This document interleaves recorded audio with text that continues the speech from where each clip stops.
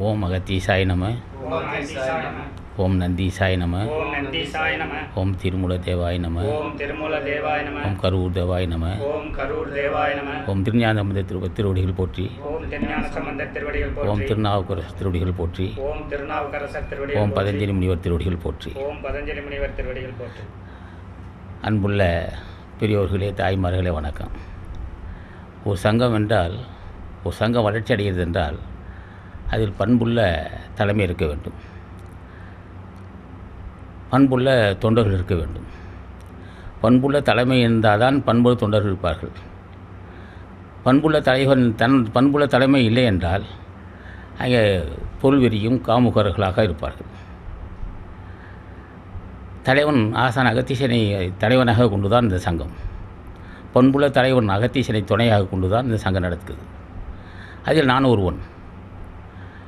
அகத்தீசன் தலைமை தாங்கி நடத்தக்கூடிய இந்த சங்கத்தில் அவர் பாதத்தில் ஒட்டியிருக்க தூசி போன்றவன் நான். இங்கே இருக்க தொண்டர்கள்லாம் ஆசானுடைய முடியில் இருப்பவர்கள்.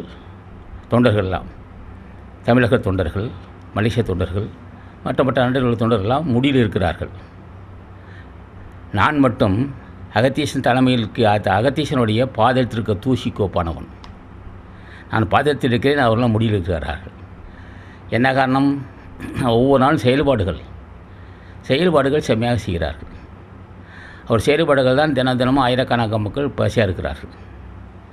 இப்போ ஆசானுடைய பாதத்தில் இருக்க தூசி போன்ற நான் பெரிய கருத்துக்களை சொல்வதற்குரிய அறிவில்லாதவன்.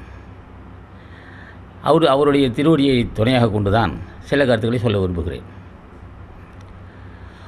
ஒரு ஸ்தாபனம் வளர்ச்சி அடைய வேண்டும் என்றால் அங்கே தூய்மையான தொண்டர்களும் தூய்மையான தொண்டர்கள் இருக்க வேண்டும்.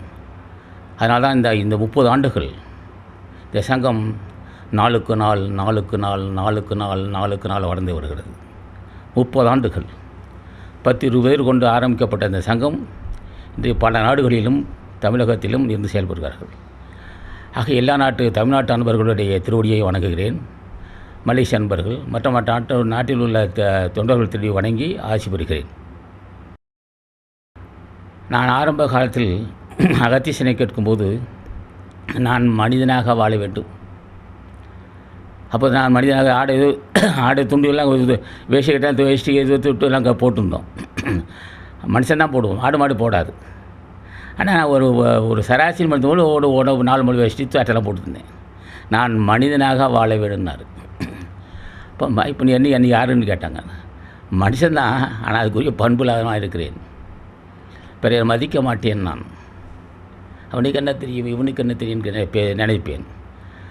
அந்த நினைவு இருக்கும் வரையும் நான் மனிதன் அல்ல. ஒரு சாதாரண ஒரு சாதாரண ஒரு மனிதனிடமும் மனவெட்டி பேசி பழகக்கூடிய அறிவு எனக்கு அப்போது இல்லை, இன்றும் இல்லை. அதை நான் எதிர்பார்க்கிறேன். ஒரு சாதாரண மனிதன் ஒரு பொருட்டாக மதிக்கத்தகாதவனை மதித்து பேசக்கூடிய அறிவு என்னிடம் இல்லை. அதுவரையில் நான் மனிதன் அல்ல. பிற உயிர்கள் படும் துன்பத்தை உணரக்கூடிய அறிவு அன்றும் இல்லை, இன்றும் இல்லை. அதுக்காக பாடுபடுகிறேன். ஆசானை கேட்கிறேன். நான் எல்லா உயிரிடம் அன்பு காட்ட வேண்டும், எல்லா உயிரையும் மதிக்க கற்றுக்கொள்ள வேண்டும். அந்த மதிக்க கற்றுக்கூடிய அறிவு என்று வருதோ அன்று தான் நான் மனிதனாவேன். அந்த வாய்ப்பை எனக்கு தர வேண்டும் என்று ஆசானை கேட்டேன். அவர் ஒவ்வொரு நாளாக கடுகாக தருகிறார், கடுகளவு தான் தருகிறார். அப்போ ஆசானை கேட்டு தான் இந்த ஒவ்வொரு இதையும் பெறுகிறேன். நான் கேட்பது இதுதான். நான் எல்லா உயிர்களுக்கும் தொண்டு செய்ய வேண்டும். எல்லா உயிர்களுக்கும் நான் தாய்மை குணத்துடன் அடிமையை அகத்தீசா, இந்த அடிமைக்கு தாய்மை குணம் வேண்டும்னு கேட்டிருக்கிறேன். முன்ன மனிதனாக வேணும்னு கேட்டேன். அது ஓரளவுக்கு தந்துள்ளார். நான் தாய்மை குணம் உள்ளவனாக நடந்து கொள்ள வேண்டும். உன்னுடைய திருவடிக்கு குத்தடிமாக இருக்க வேண்டும். நான் தாய்மை குணம் உள்ளவனாக இருக்க வேண்டும். நான் இப்போ எல்லா உயிர்களுக்கும் அன்புள்ளவனாக நடந்து கொள்ள வேண்டும் கேட்டிருக்கிறேன். இந்த நிலை தான் கடவுள் தன்மையாக்கும். எல்லா உயிர்களும் மகிழும்படி யார் ஒருவர் நடக்கின்றானோ, எல்லா ஜீவராசிலும் மற்ற ஜீவராசிலும் பற்றி அவசியம் இல்லை, அறிவுள்ள மனித இனம் நல்லவன், அவர் நல்லவர் என்று நினைத்தால் அந்த அளவுக்கு நான் பக்கம் நடந்து கொண்டால் அன்றே நான் நிலை உயர்ந்த மனிதனாகிறேன், முயற்சிக்கிறேன் நான். அப்போ ஒவ்வொரு மனிதனிடமும் நான் மனம் விட்டு பழகுகிறேன். இப்போதான் பழகிறேன் ஆசான ஆசி பெற்று. எந்த அளவுக்கு மக்கள் ஆண்களோ அல்லது பெண்களோ யாரோ எந்த இனத்தை சேர்ந்தவராக இருந்தாலும் சரி, எந்த மதத்தை சேர்ந்தவராக இருந்தாலும் சரி, எந்த நாட்டவராக இருந்தாலும் சரி, அவர்கள் போற்றும்படி நான் வாழ வேண்டும். இவ்வளவு முதல் வேண்டுகோள். அவர்கள் ஒரு சிறந்த மனிதன் என்று என்னை சொல்ல வேண்டும். எல்லா மக்களும் இவன் ஒரு சிறந்த மனிதன் என்று என்னை என்று சொல்லுகிறார்களோ அன்றுதான் நான் நிலை உயர்கிறேன். அதுவரையில் நான் நிலை உயரவில்லை. எப்படி? என்ன காரணம்? இவனுக்கு என்ன தெரியும், இவனுக்கு என்ன யோக்கியம் இருக்குது, அவன் என்ன தகுதி இருக்குன்னா அப்படி இதுக்கு முன்னே நான் நினச்சிருக்கேன். அப்படியே மனிதா, அவர் சொன்ன அகத்தியர், அது மனிதா எல்லோருமே கடவுள் பிள்ளைகள் தான். நான் அவர்கிட்ட நெருங்கி பழக வேண்டிய அவசியம் இல்லை. மதிக்க கற்றுக்கொள். மதிக்க கற்றுக்கொண்டாலே நீ மனிதனாவாய். கடவுள்தன்மை தான் கடவுள்தன்மை. அதுக்கு என்ன செய்யணுன்னார். அந்த அறிவு எனக்கு இல்லை ஐயா, என்ன செய்யணும்னு கேட்டான். என் திருவடியை பற்று. உலக மகாமேதை நான். தூய்மையானவர், தயசிந்தை உள்ளவர், எதையும் செய்யும் ஆற்றுள்ளவர், கருணை என அறக்கடல் நாங்கள் மட்டும் இல்லை, நான் மட்டும் இல்லை, என்னை சேர்ந்த அத்தனை பேரும் அறக்கடல்கள் தான், கருணை கடலாக இருக்கிறோம். என் திருவடியை பூஜை செய்யினார். இப்போ என்ன செய்யணும்? அகத்தீசா, உன் திருவடி கொத்தடிமையாகவும் உன் திருவடி பூசிக்கவும் உன் நாமத்தை சொல்லவும் அந்த வாய்ப்பும் அந்த பண்பும் அந்த சந்தர்ப்பமும் அதுக்குரிய வாய்ப்பை தருன்னு கேட்டோம். அப்போ என்ன சார், ஆசான் அகத்தீசர் தன் திருவடிக்கு என்னை கொத்தடிமையாக ஏற்றுக்கொண்டார். உன் நாமத்தை சொல்வதற்கு அருகதை இல்லாது இருக்கின்றனே, உன் திருவடி கொத்தடிமை ஏற்றுக்கொண்டதே பெருமைதான். உன் திருவடியை உருகி தியானிப்பதற்குரிய அறிவு எனக்கு இல்லையே, அதுக்கு என்ன சொன்னால் என் திருவடியை பற்றினால் அந்த வாய்ப்பை நீ பெறுவாயினார். அது அருள் கடாட்சம் பொருந்தியது. பெருமைக்குரிய ஒரு பெருமை ஞானி இல்லவா? ஞானியை வணங்குகின்றவன் தான் தண்டிருக்க கொனைக்கேடுகளை உணர முடியும். இல்லையென்றால் யான் என்ற கருவு இருந்து கொண்டு தான் இருக்கும். மிகப்பெரிய வல்லமையுள்ள ஞானிகள் தன்னடக்கமாக இருக்கிறார்கள், தன்னடக்கமாகவும் கருணை பொருந்தியவராக இருக்கிறார்கள். அவர்கள் நாமத்தை சொல்லுகிறோம். அகத்தீசா, அடிமை ஏற்று அருள் செய்ய வேண்டும். அடியேன் யான் என்ற கர்வம் கொண்டிருக்கிறேன், ஜாதி வெறி மதவெறி கொண்டிருக்கிறேன், பொருள்வெறி கொண்டிருக்கிறேன், காமுகனாக இருக்கிறேன். ஆனால் வெளியே தெரியாது, இதெல்லாம் உள் போராட்டங்கள். இந்த கொனைக்கேடுகளாக நீங்கவும் நீ எனக்கு அருள் செய்யணும் கேட்டோம். ஓ அப்படியா, நாம் அருள் செய்யணும்னு சொன்னார்.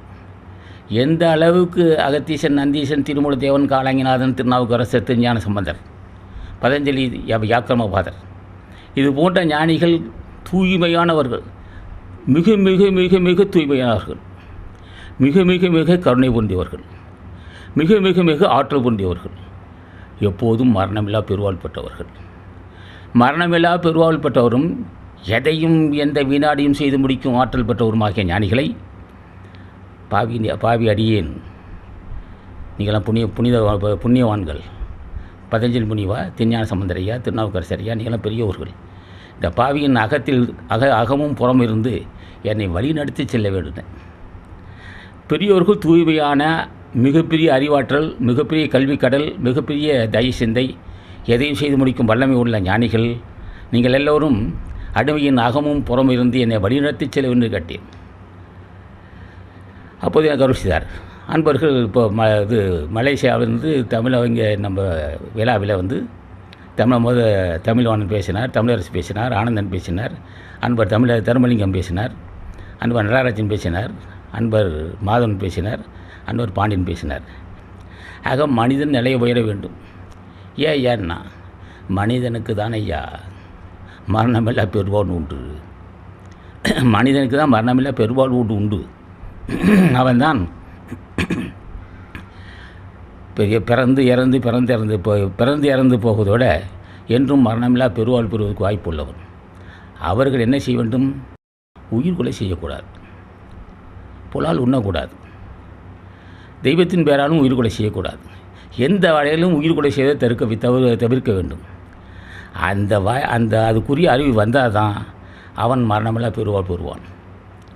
அது வேண்டுகோளால் தான் முடியும். ஆசான் அகத்தீசன், நந்தீசனை வேண்டினால் முடியும். அடுத்து அவருக்கு ஆசி பெற வேண்டும் என்றால் மாதம் ஒருவருக்காவது அன்னதானம் செய்ய வேண்டும், புலால் மறுக்க வேண்டும், ஆட்டுக்கறியோ கோழிக்கறியோ சாப்பிடக்கூடாது. அப்போ உயிர் கொலை செய்து இன்று முதல் நான் உயிர் கொலை செய்து உண்ண மாட்டேன் என்று சித்ரா பௌர்ணமி 13/5/2006. இன்று முதல் அகத்தீசா, நந்தீசா, திரு ராமலிங்க சாமிகளே, மாணிக்கவாசகா, திருஞான சம்பந்தர் ஐயா, பெரியோர்களே, இன்று முதல் நான் எந்த உயிரையும் கொல்ல மாட்டேன், அதை ஊனை உண்ண மாட்டேன், அது உடம்புக்கு உண்ண மாட்டேன், அது கறி சாப்பிட மாட்டேன். இன்று முதல் நான் இருப்பேன் என்று இந்த இந்த இந்த இடத்தில் ஆசான் அகத்தீசனும், நந்தீசனும், திருமூல தேவனும், காலாங்கிநாதரும், கரூர் முனிவரும் பெரிய பெரிய மகான்கள் இருக்கிறார்கள். அந்த சனி இந்த நேரத்தில் ஒருவர் சத்தியம் செய்ய வேண்டும். ஆண்களாக இருந்தாலும் பெண்களாக இருந்தாலும் அகத்தீசா, நந்தீசா, திருமூல தேவா, காலாங்கிநாதா, திருஞான சம்பந்தரையா, திருநாவுக்கரசரையா, இன்று முதல் நான் எவ்வுயிரையும் கொள்ளாதிருக்கவும், புலால் உண்ணாதிருக்கவும், ஞானியின் திருவையை பூஜிக்கவும், அவர் நாமத்தை சொல்லவும் எனக்கு நீ அருள் செய்ய வேண்டும். அதற்கு இன்று முதல் நான் இந்த லட்சியத்தை கடைப்பிடிக்க நீர் அருள் செய்ய வேண்டும் என்று யார் ஒருவர் கேட்கிறார்களோ, அவர் ஆண்களாக இருந்தாலும் சரி, பெண்களாக இருந்தாலும் சரி, அவர் திருவடியின் சிறுமையை தாங்குவேன். இன்று முதல் மாதம் ஒருவருக்கு அன்னதானம் செய்வேன். எத்தனை இடையூறு வந்த போதிலும் சரி, ஒரு பசித்த ஏழைகளுக்கு அன்னதானம் செய்வேன். இந்த சன்னதியில் நான் வேண்டிக் கொள்கிறேன், சபதம் செய்கிறேன். நான் இன்று முதல் மாதம் ஒருவருக்காக அன்னதானம் செய்யப் போகிறேன். அது அந்த வாய்ப்பை நான் பெறப்போய் செய்வேன். அதுக்கு நீ உறுதுணையாக இருக்க வேண்டும் என்று கேட்டால் யாராக இருந்தாலும் சரி, அவர் பாதத்தை நெஞ்சில் பதித்துக் கொள்வேன். பக்தி எல்லோரும் செய்யலாம். பசியாற்றக்கூடிய எண்ணம் எல்லோருக்கும் வருவதில்லை. குணமாக எதோ செய்யலாம், அபிஷேகம் ஆராதனை செய்யலாம். லட்சக்கணக்கான ரூபாயை செலவு செய்து பூஜை செய்யலாம். ஒரு ஏழைக்கு பசித்த ஏழைக்கு சவுறு போட முடியாது. என்ன காரணம்? ஐயோ பாவம், ஐயோ பாவம், ஐயோ பாவம். ஒரு லட்சம் மதிப்புள்ள பூஜை செய்கிறாய். வாசலில் ஒருவன் ஐயா பசி தாங்க முடியல, கை குழந்தை வைத்து ஒரு பெண் நிற்கிறாள், ஒரு பையன் ஒரு ஆண்மகன் நிற்கிறான். பார்த்தா நன்றாக தெரிகிறது, பசியோடு இருக்கிறான். நேற்று ஒரு கிட்டத்தட்ட ஒரு 48 மணி நேரம், ஒரு 21 நாள் போல பசி கிடக்கிறான். பசியோடு இருக்கிறான் வாசலில், கோயில் வாசலில்.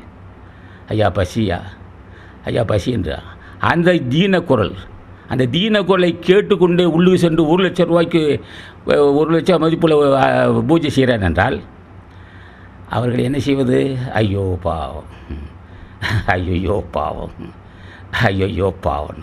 ஏன்னா உன்னை கொடுத்த அந்த வினாடியே உனக்கு அருள் சேரல. வாசல் நிற்கிறான்ல, வயிறு ஒட்டி போய் தாங்க முடியாத பசியோடு தடுமாறுகிறான். அப்படியே கலப்பாக இருக்கிறான், தெரியுது. ஆனால் உனக்கு தெரியவில்லை.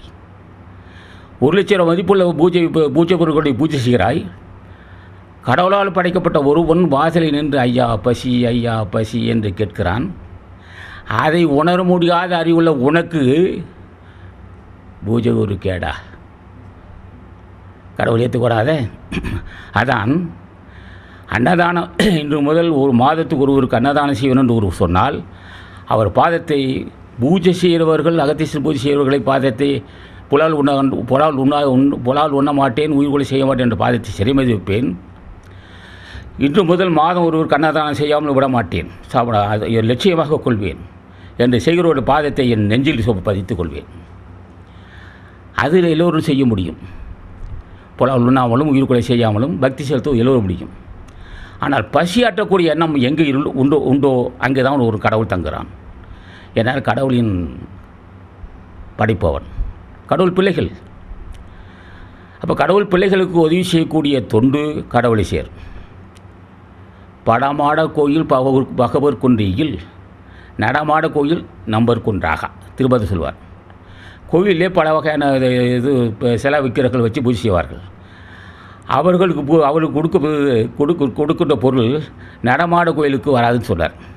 படமாட கோயில் பகவர் குன்றியில், நடமாட கோயில் நம்பர் குன்றாக. நடமாட கோயில் நம்பர் குன்றியில், படமாட கோயில் பகவர் காமனர். நடமாடிக்கிட்டு இருக்கான் மனிதன், கடவுளால் படைக்கப்பட்ட மனிதன், பசி உணரக்கூடியவன்.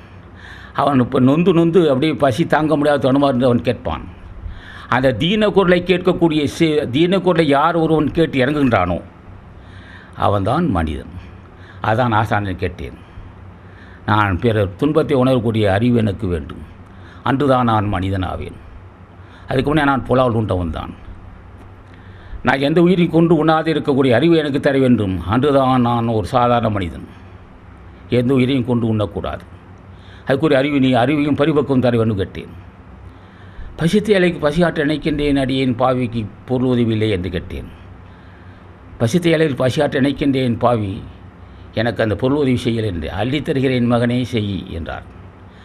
இந்த எண்ணம் உனக்கு என்று வந்ததோ, பசித்த ஏழைகளுக்கு பசியாற்ற அருள் செய்யப்பா, அருள் செய்ய வேண்டும் அகத்தீசா, நந்தீசா, நீங்கள் தான் பெரியவர்கள் என்று அருள் கேட்டேன். அன்று அந்த எண்ணம் என்று வந்ததோ அன்றே உனக்கு வேணுகின்ற பொருளை அள்ளி தருகிறோம் என்றார். இன்றும் கொடுக்கிறார், இன்றும் கொடுத்து கொண்டே இருப்பார். அது வேண்டுகோள் தான் வேண்டும். என்ன வேண்டும்? பசித்த நான் என்னால் யாரும் பிறர் மனம் புண்படாத வாழ வேண்டும். என்னோட சொல்லாலும் செயலாலும் என்னோட செயலாலும் மன வாக்கு காயத்தால் யாருக்கு தீங்கு செய்தாருக்கு அருள் செய்துவிட்டோம். அப்போ அந்த வாய்ப்பு ஆசானை இதெல்லாம் கேட்க வேண்டும். ஒவ்வொரு மனிதனும் நான் பிற உயிருக்கு இடையூறு தராத இருக்க வாய்ப்பு தர வேண்டும். பிற உயிர்களுக்கு இடையூறு தரக்கூடாது, பிற உயிர்களும் எனக்கு இடையூறு தரக்கூடாது. அப்படியே முன் செய்த வேணின் காரணமாக எனக்கு பிற உயிர்கள் இடையூறு தந்தாலும் அதை சகித்து கொள்கின்ற பண்பு தர வேண்டும். அந்த சகிப்புத்தன்மை எனக்கு வேண்டும் கேட்டோம். அப்போ ஆசனையெல்லாம் கேட்டுக்கிட்டே வந்திருக்கோம்.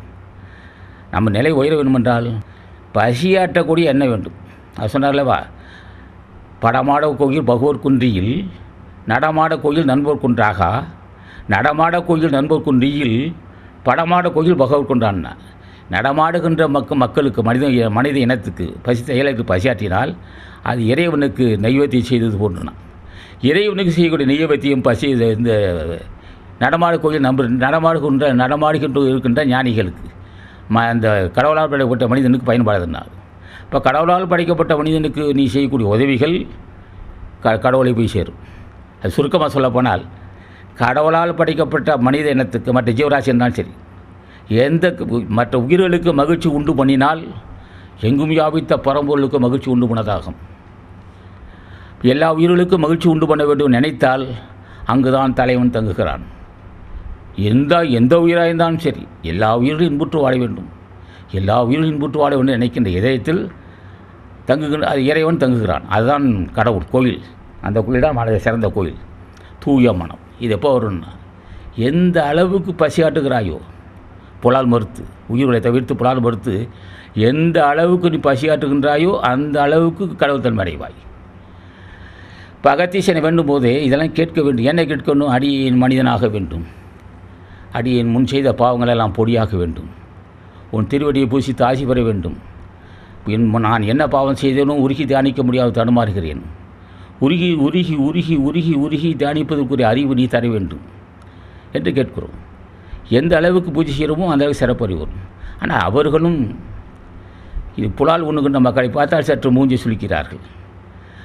மாதம் ஒரு கண்ணா எனக்கு பூஜை செய்கிறான், ஒவ்வொரு கோயிலையும் லட்சக்கணக்கான ரூபாய் செய்து பூஜை செய்கிறாய், ஒருவனுக்கு மாதம் ஒரு கண்ணதானம் செய்ய உனக்கு உயர்மானம் வரவில்லைன்னா அதுதான் நான் அன்றே சொன்னேன். பாவம், அது பெரிய பாவம். அது லட்சக்கணக்கான ரூபாய்க்கு ஆன்மீக துண்டுக்கு பல லட்சக்கணக்கான ரூபாய் செலவு செய்கிறாய் ஆன்மீகத்துக்கு, தெய்வத்தின் பெயரால்.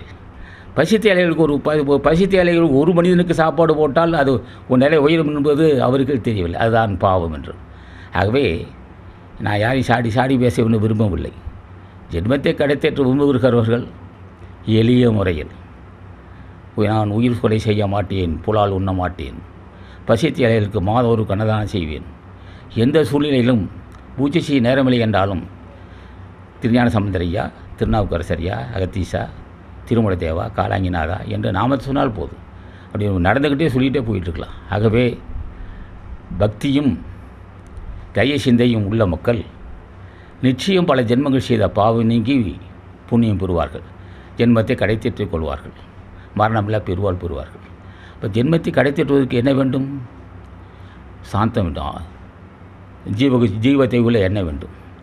ஜென்மத்தை கடைத்தேற்ற விரும்புவதற்கு வேறு எந்த கருவியும் இல்லை. எதை கொண்டும் ஜென்மத்தை கடைத்தேற்ற முடியாது. அந்த ஜீவதெய்வு தான். அந்த ஜீவதெய்வம் கருணை பொருந்திய ராமலிங்க சாமிகளையும் மாணிக்க வாசகனையும் தாய்மான சாமிகளையும் பட்டத்தாரை வணங்கினால் தான் முடியும். ஞானிகளை வணங்க கடியமனன் தீரும். ஓம் அகத்தீசா என்றால் வனமுனி நீங்கும். ஓம் அகத்தீசா என்றால் பொல்லாத வறுமை தீரும். ஓம் அகத்தீசா என்றால் தய சிந்தை வரும். அவர் நாமத்தை சொல்ல அவர் நம்மோடு கலந்து விடுவார். சுருக்கமாக சொல்ல, நீ என்னோடு கலந்தால் அன்றி எனக்கு சிறப்பறிவோ நல்ல ஒரு பண்பு குணமோ வராது. என்னோடு கலந்திருக்க வேண்டும், நான் உன்னோடு கலந்திருக்க வேண்டும். நான் அவர் நினைக்க அந்த தீய எண்ணங்கள்லாம் பொசுங்கி போகும். கொனைக்கேடுகள் நீங்கும். தீய எண்ணங்கள் கொனைக்கேடு நீங்கும். கொனைக்கேடு நீங்கினால் நன்றி அவன் மனிதன். கொனைக்கேடு நீங்கினால் நன்றி அவன் பக்தன்.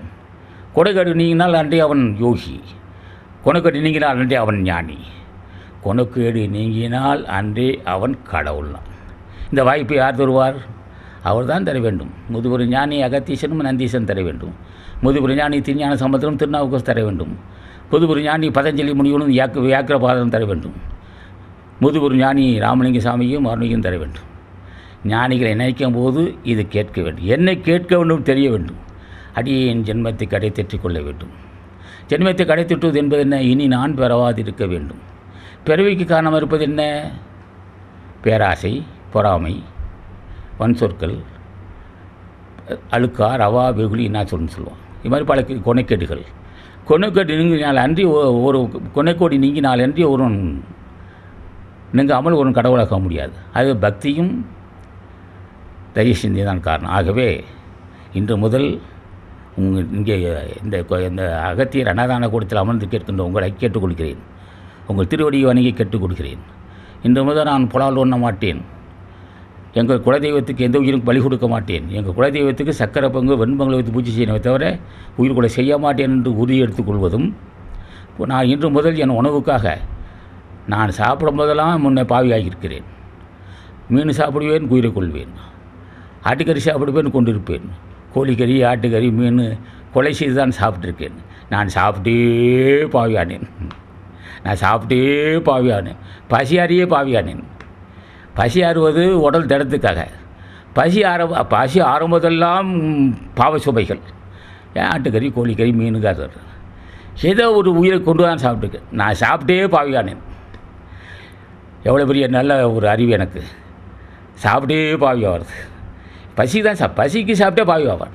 ஏன்னா உனக்கு தான் நம்மளுக்கு தான் இது பல வகையான அரிசி இருக்குது. கிழங்கு வகை, பூமி கீழ் வகை கிழங்கு வகை இருக்குது. உருளைக்கிழங்கு, கருணைக்கிழங்கு இருக்குது.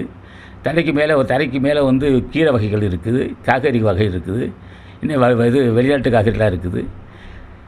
இன்னும் பருப்பு வகை இருக்குது. பாதாம் பருப்பு, முந்திரி பருப்பு வகை இருக்குது. விதவிதமான கனிகள், விதவிதமான காய்கள், விதவிதமான கீரை வகைகள், விதவிதமான தானியங்கள், விதவிதமாக அள்ளி குமிச்சிருக்கிறான் கடவுள். இதெல்லாம் விட்டுட்டு இதெல்லாம் சாப்பிட்டா புண்ணியம் அது ஒரேடி உள்ளது. தாவர வர்க்கம் அந்த அளவுக்கு பாவம் சேராது. ஒரு சிறு கடுகு சேரும்.